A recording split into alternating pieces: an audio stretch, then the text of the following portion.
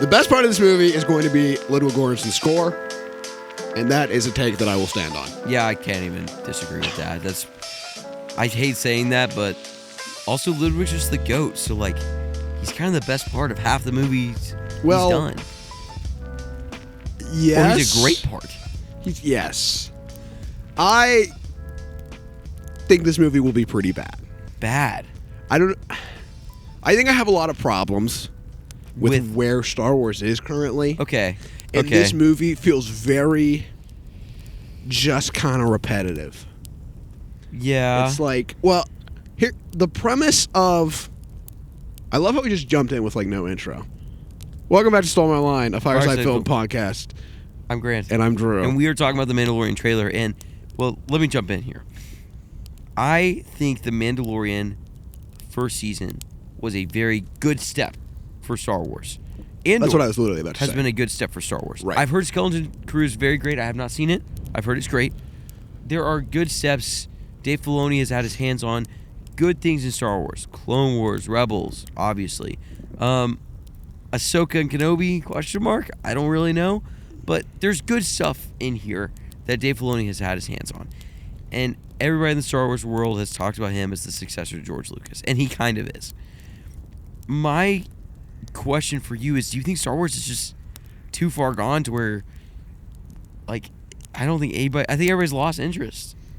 At least a little bit. What do you think? I don't think everyone's lost interest. I mean, I think I do think this movie will do relatively well at the box office. It should. Just because, I mean, even if you look at not the prequels, the sequels. Yeah. I think every movie made $1 billion. Maybe not The Last Jedi, but at least 7 and 9 did. I think The Last Jedi did. Okay. So, I don't think quality is a great metric when it comes to the box office. Like, that doesn't really matter. Sure. But I still think Star Wars is popular enough IP where Mando and Grogu will make a butt ton of money. But I think my answer to your question is no, strictly because of Andor. Okay. Because Andor was so good, I still think there are some ride or die fans. Well, then, here's my question for you is, does this mean that Star Wars is in bad hands now? Because reportedly, rumored that Dave Filoni did not like Andor. He didn't like Andor, I know. Which is shocking to me, how you can be such a fan of Star Wars and not like some of the best stuff that Star Wars has put out. But I digress. I don't know. Do you think Star Wars is in good hands for the future? Because I think the move away from Kathleen Kennedy was good. 100%. Like, I don't think anybody can argue that 100%. Was a bad move. And I do think if you're going to pick a person, Dave Filoni has got to be the guy you go to.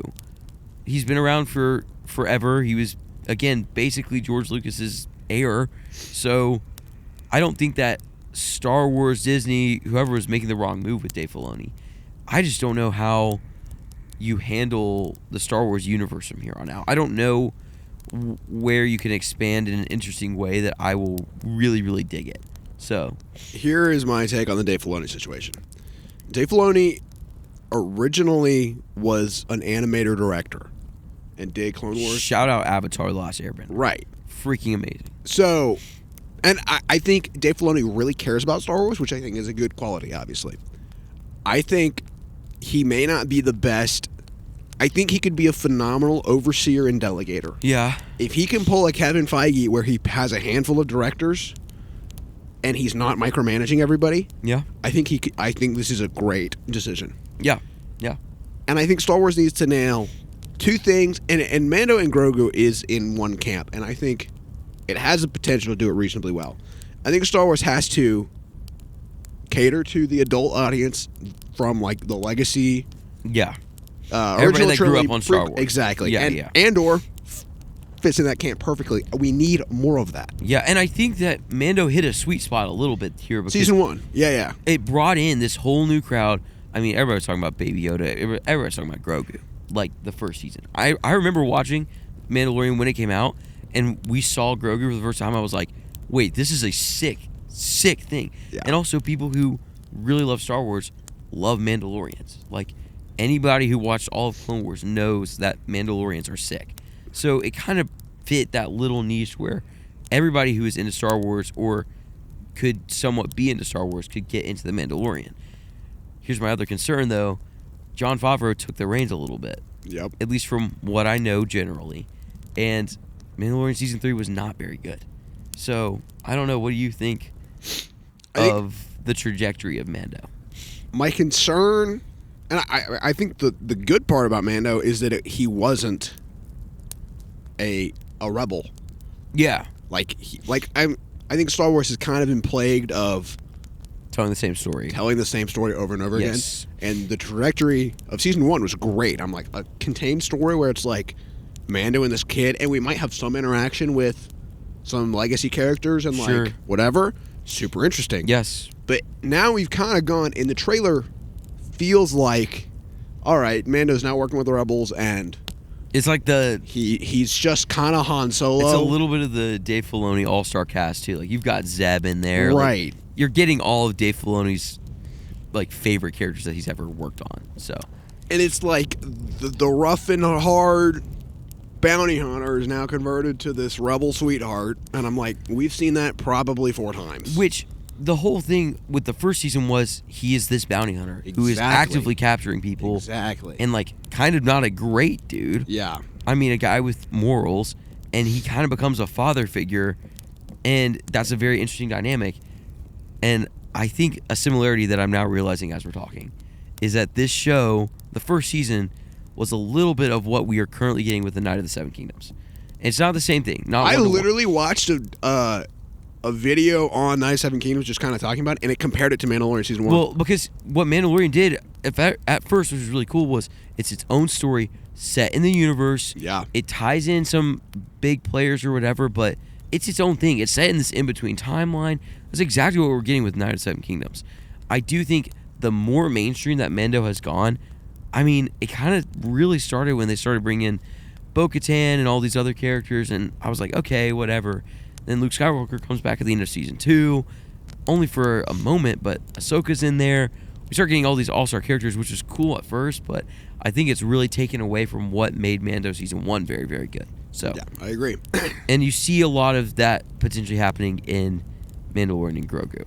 Right, and the other camp that I was going to talk about is, like, I do think you need a camp of more blockbuster-y things. Sure. And, like, more popcorn movies that still have the Star Wars IP and that are just, like, fun for...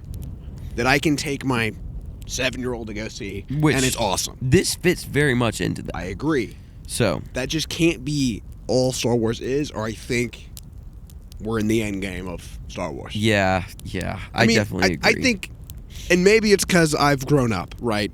But when the Force Awakens trailer came out, that was one of the most electric moments in my in pop culture, entertainment-loving yeah, totally. brain ever. Yes. I was like, this movie is, and even like going to the theater to see Force Awakens, I was 13 or whatever, so Yeah. like I didn't have the most critical eye, but like I was so hyped. Yeah. Now I'm like so not hyped. Yeah.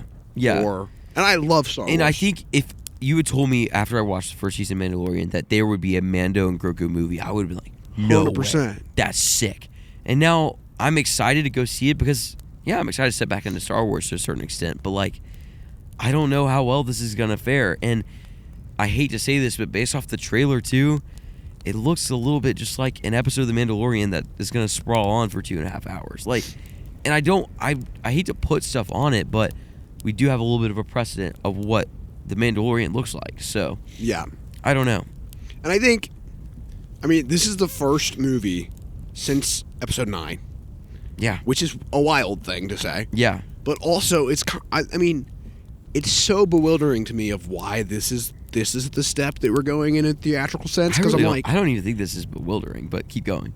oh, I want to hear your take. But I think, I mean, and like, this is not a new sentiment that's coming out of my mouth, but the Star Wars universe is vast, and the fans want so many things that is not in the, like, 100-year time period of Obi-Wan to Rey, basically. Yeah.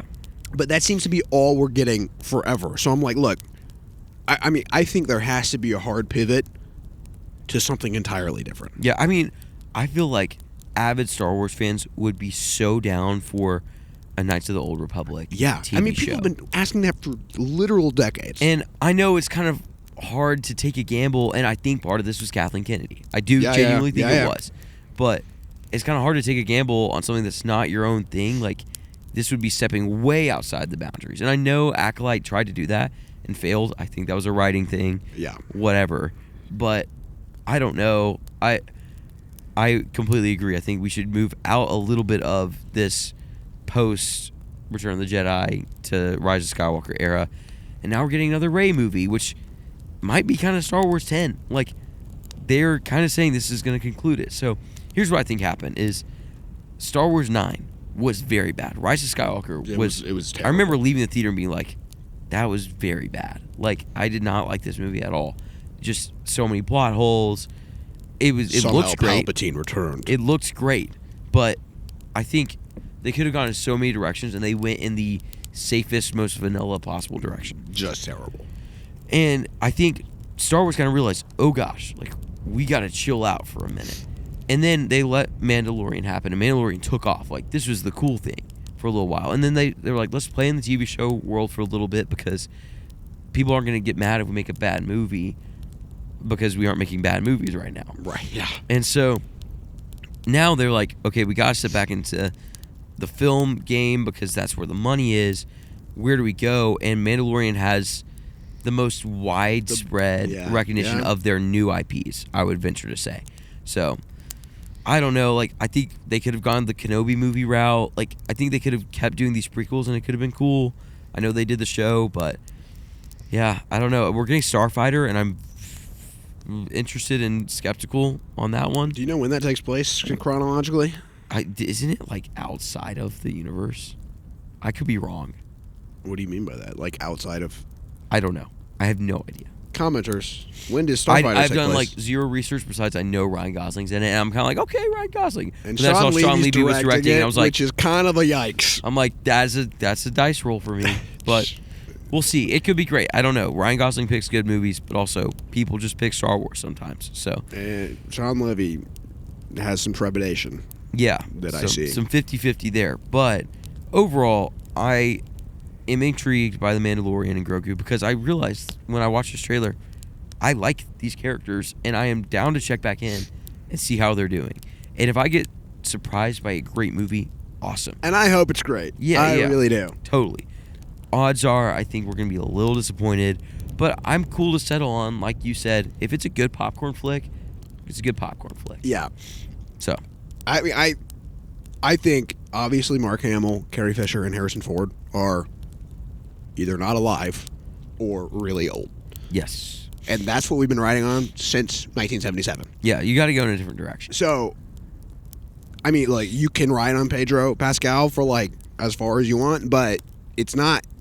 The Mandalorian is not sustainable. Yeah. And if we cannot pivot to a new trio or just a new set of characters that we care about, then Star Wars is going to collapse. Which the animation has done well. Like, Clone Wars gave you characters to care about, which I know... I'm talking more Rebels. I think Rebels did a great job of giving you new characters to care about. But I think if you want to be a cultural thing, you can't rely on animation. Well, totally. And I was about to say that. Okay, like, to see that in the big screen, which I think they kind of tried to bring in those animated characters. Not a lot of people talk about Ahsoka. Not a lot of people are talking about how Ezra and Sabine were in Ahsoka. Like, there's stuff there that just never really translated to live action. The Mandalorian did. And so I want to see more of, like you're saying, original Star Wars characters that we can care about, play in the universe, have a great time, and please move away from the Skywalker saga. Like, I am asking you, Dave Filoni, please move away from it. Go 1,000 years in the past, please. Yeah. Give us something completely fresh. Please do anything, but go back to the saga, because I think we're kind of burnt out right now. Give us a new saga. Give us, for real. At one point, the Game of Thrones showrunners were going to give us some sort of series. I'm very glad that they did not. But a Game of Thrones scope Star Wars show could be sick. Like, it could be the coolest thing ever. It could be amazing. The world building can be there. And, like, the lore and the potential is there. It's just we're too afraid to tap in because we're under Disney and under freaking corporate America, and we're too afraid to take risks. Yeah. So, Andor and Mandalorian have been some of the biggest risks. I would like to see more. So, And both of them are successful. Well, I mean, Andor questionably monetarily, but like anybody in the Star Wars fan base is like, Andor's the best it's thing a positive entry. that Star Wars has made, maybe ever. Yeah. So, well, we've rambled on too long. Let us know in the comments. Give us your thoughts. What you think of all of this, and are you excited? Do you think it's going to be good? Are we cooked? We'll see. So, yeah. Maybe Dave Filoni listens and he's like, you know what? I'm going to hire I'm those going guys. to nuke this movie. Imagine if we And let were the them writers make it. of the new. Guys, take a break. Enjoy a film.